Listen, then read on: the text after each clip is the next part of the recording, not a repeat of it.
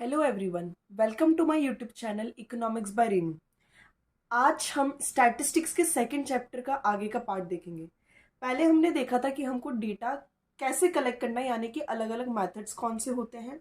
आज उसी का एक्सटेंडेड पार्ट, जो कि हमने क्वेश्चनर देखा था, अब हमको देखना है कि जो क्वेश्चनर हम सेटअप करेंगे, जो एक फॉर्मेट होता है जो मैंने आपको बताया था, एक शीट के अंदर आप मल्टीपल क्वेश्चंस लिखते हैं, उसका आंसर आप आपके रिस्पोंडेंट से एक्सपेक्टेड रहता है। तो अब हमको देखना है कि उस क्वेश्चनर की क्वालिटीज क्या क्या है जिससे आपका क्वेश्चनर की इनहेंस हो सके। फर्स्ट है limited number of questions.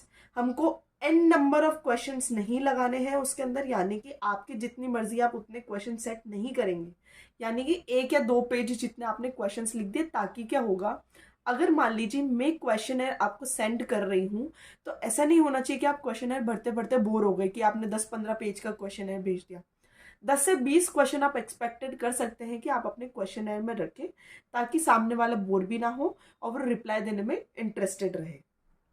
Second point अब हमारे पास आता है सिंप्लिसिटी, यानी कि जो आप क्वेश्चंस पूछ रहे हैं, मान लीजिए आपने इंग्लिश फॉर्मेट में क्वेश्चनर को तैयार करा है, तो उसकी लैंग्वेज सिंपल होनी चाहिए। यानी कि ऐसा ना हो कि बस वो जो पीएचडी कर रखा है इंग्लिश में वो ही समझ पाए, लेकिन एक नॉर्मल स्टूडेंट या फिर जो एक नॉर्मल लेमन इंसान जो इंग्लिश जानता है, वो उसको पढ़ के जवाब दे सके। इससे क्या होगा कि जो क्वेश्चंस होंगे वो क्लियर होंगे, क्लैरिटी ऑफ थॉट दिखेगी।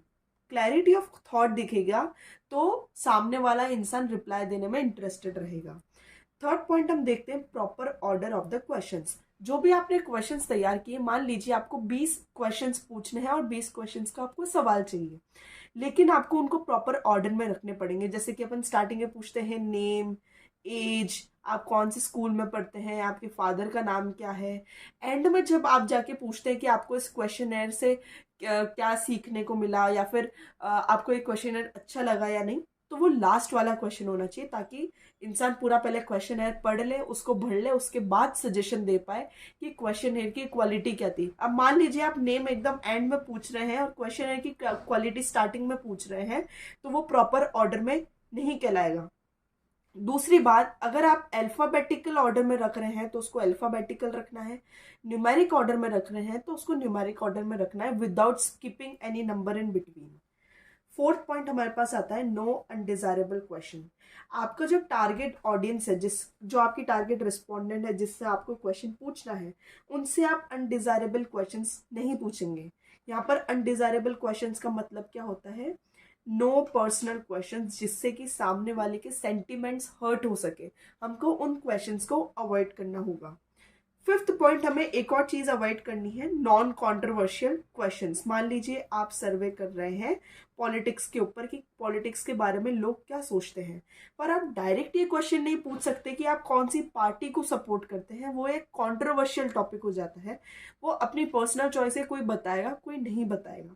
तो ऐसे क्वेश्चंस जो सोसाइटी के अंदर कंट्रोवर्सी क्रिएट कर सकते हैं, जैसे कम्युनिटी के टॉपिक्स हो गए, रिलीजन के टॉपिक्स हो गए, उनको हमको डायरेक्टली पूछना नहीं होता है। सिक्स्थ पॉइंट आता है कैलकुलेशंस। ऐसा कोई भी क्वेश्चन हमें सेटअप नहीं करना है जिसमें कि मैथमेटिकल क्वेश्चंस हो। हमें किसी का टेस्ट नहीं लेना है, बस हमको जानना है कि सामने वाला क्या सोचता है। हमें क्लैरिटी ऑफ थॉट के साथ में क्वेश्चंस पुट अप करने, ताकि सामने वाला इंटरेस्टेड रहे।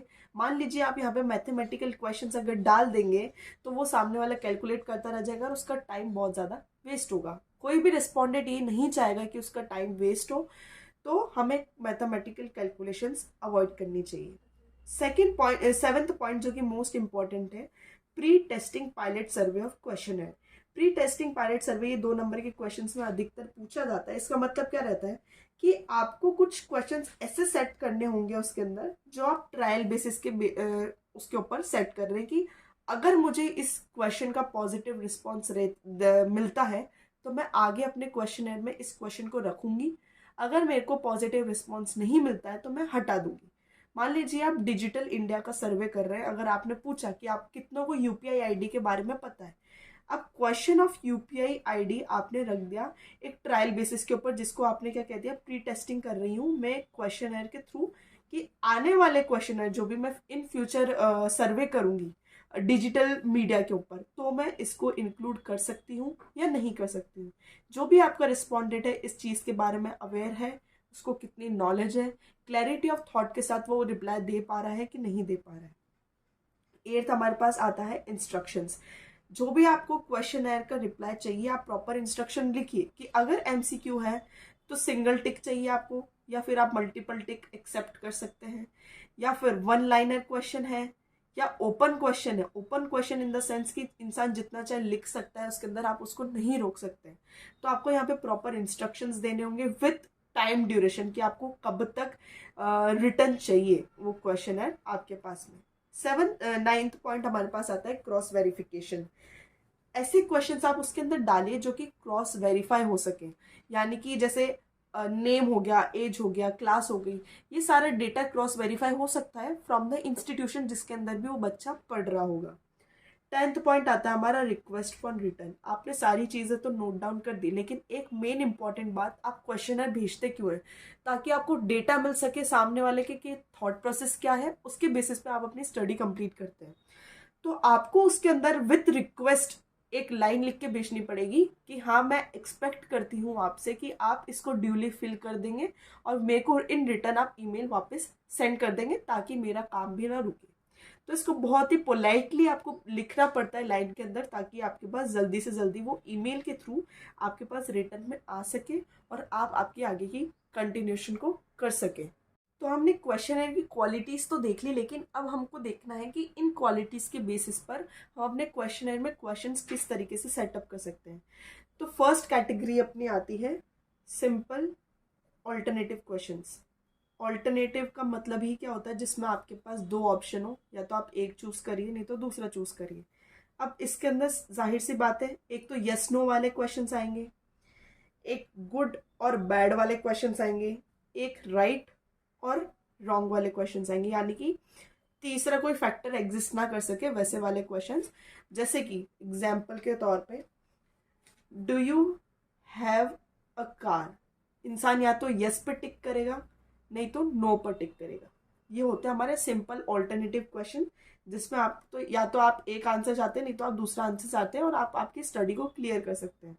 सेकंड हमारे पास आता है एमसीक्यूज, जिसको हम कहते हैं मल्टीपल चॉइस क्वेश्चंस। अब इसके अंदर जैसे बुक में मेंशन है, what is the convenience you use from home to college, यानी कि घर से कॉलेज तक जाने के लिए आप कौन सा व्हीकल यूज करते हैं। ऑप्शंस ऐसे आपको 4 बॉक्सेस दे रखे होंगे, या तो आप ऑन फुट जाते हैं, पैदल जा रहे हैं, साइकिल से जा रहे हैं, बस से जा रहे हैं, या स्कूटर से जा रहे हैं।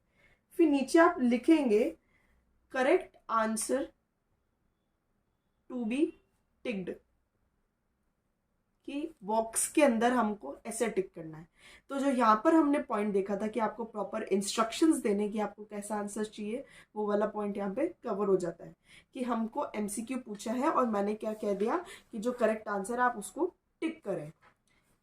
थर्ड पॉइंट आता है कि specified information questions, only specific information is obtain from such question, यानी कि फॉर एग्जाम्पल अगर हम देखते हैं in which class do you read और how much pocket allowance do you get, इसका स्पेसिफिक आंसर है। अगर मैंने पूछा कि आपकी पॉकेट अलाउंस कितनी है, या तो वो 500 रुपीज़ बोलेगा बच्चा, या तो 1000 रुपये बोलेगा, डिपेंड करता है। तो एक स्पेसिफिक आंसर रहेगा 1 वर्ड।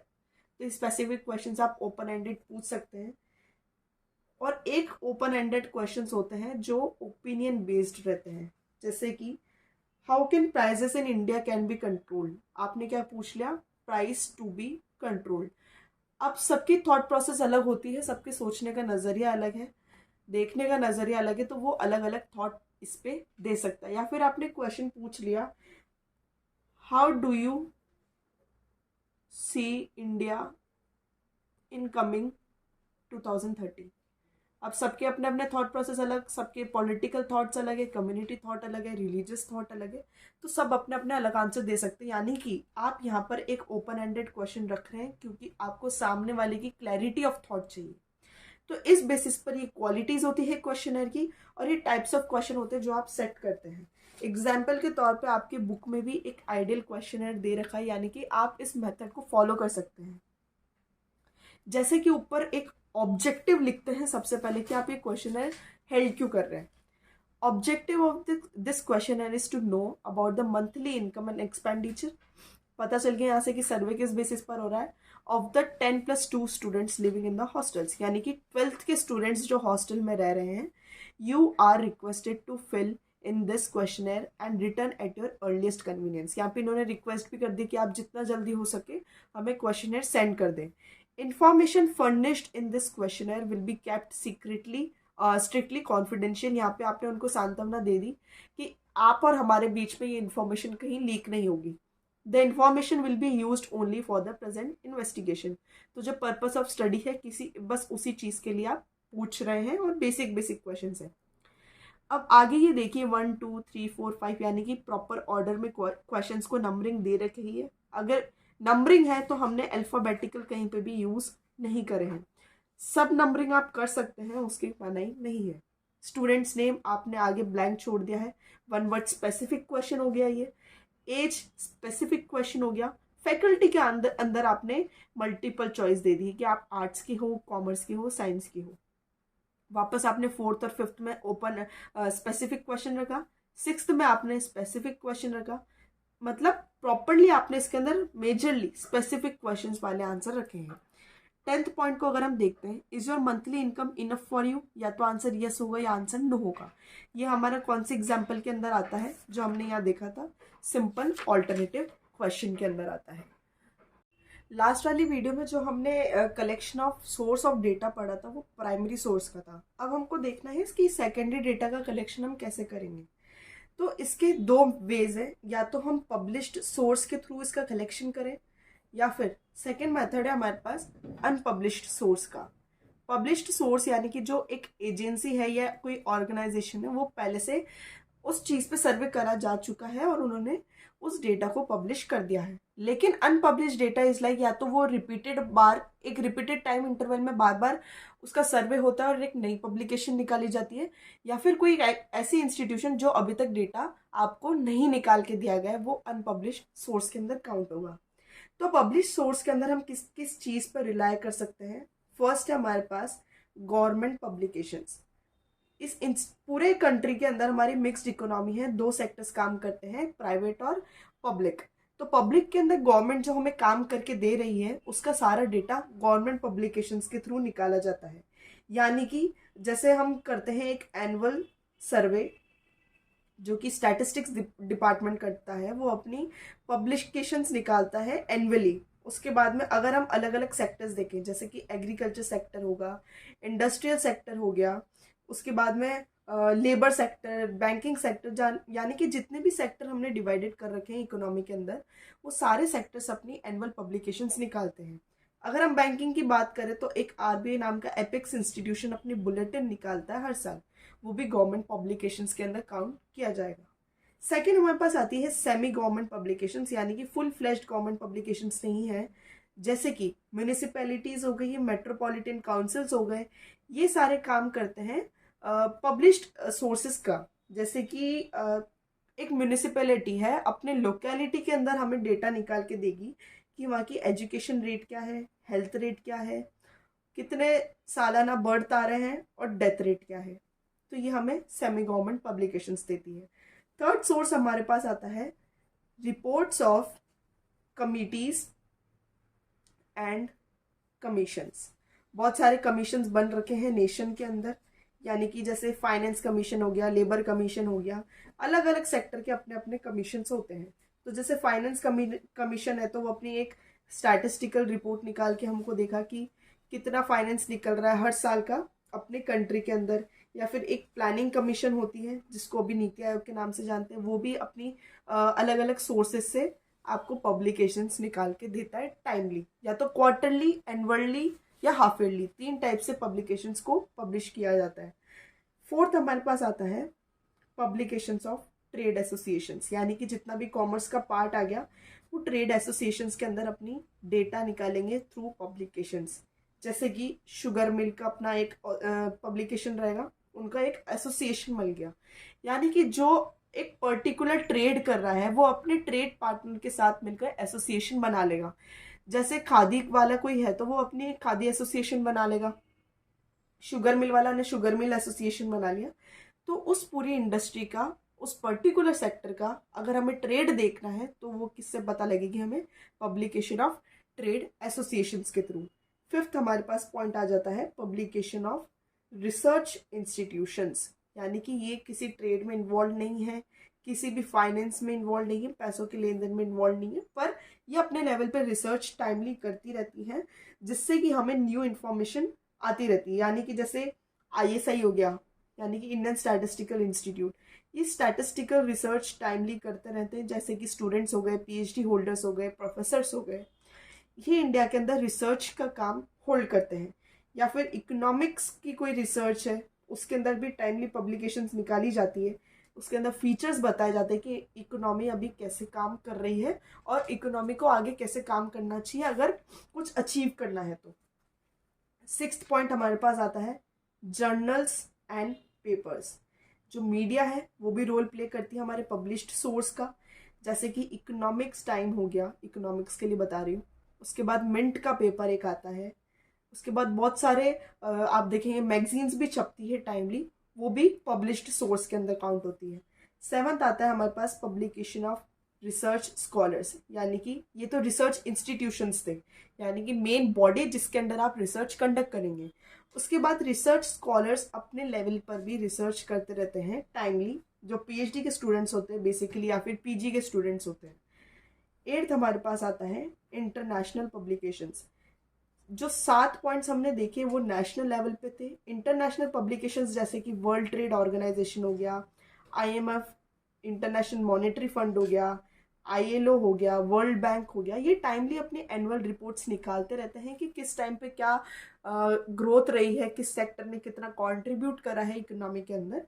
तो ये सारे पब्लिश सोर्सेज है, यानी कि ये अपने लेवल पे रिसर्च कंडक्ट करते हैं और आपको प्रोवाइड कर देते हैं डेटा थ्रू मीडिया या फिर online websites.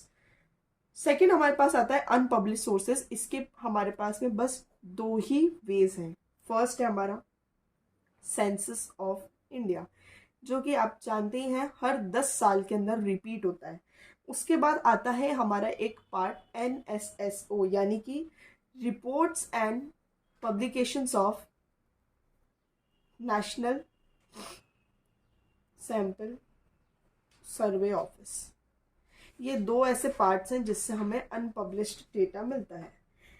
Census of India एक पब्लिकेशन है, किसकी रहती है? ये रहती तो गवर्नमेंट की ही है, लेकिन ये हर 10 साल के अंदर हमें बताती है कि आपकी पॉपुलेशन के अंदर कितना वेरिएशन आ रहा है in the perspective of size हो गया, या फिर हमें जो डेंसिटी है वो देखनी है, हमारी लिटरेसी देखनी है, मतलब कि जितने भी ह्यूमन फैक्टर्स रिलेटेड है अकॉर्डिंग टू पॉपुलेशन, वो सारे वेरिएबल्स को काउंट करके आपको एक डेटा देती है घर घर जाकर। यानी कि ये बहुत लॉन्ग टर्म प्रोसेस रहता है, इसलिए इसको हर 10 साल के अंदर वापस लाया जाता है। उसके बाद हमारे पास आती है NSSO। NSSO एक सेकेंडरी सोर्स ऑफ डेटा है, ये भी गवर्नमेंट का ही है, गवर्नमेंट ऑर्गेनाइजेशन है। ये आती है मिनिस्ट्री ऑफ स्टैटिस्टिक्स के अंदर, या फिर इसको हम पूरा बोले तो ministry of statistics and programme implementation.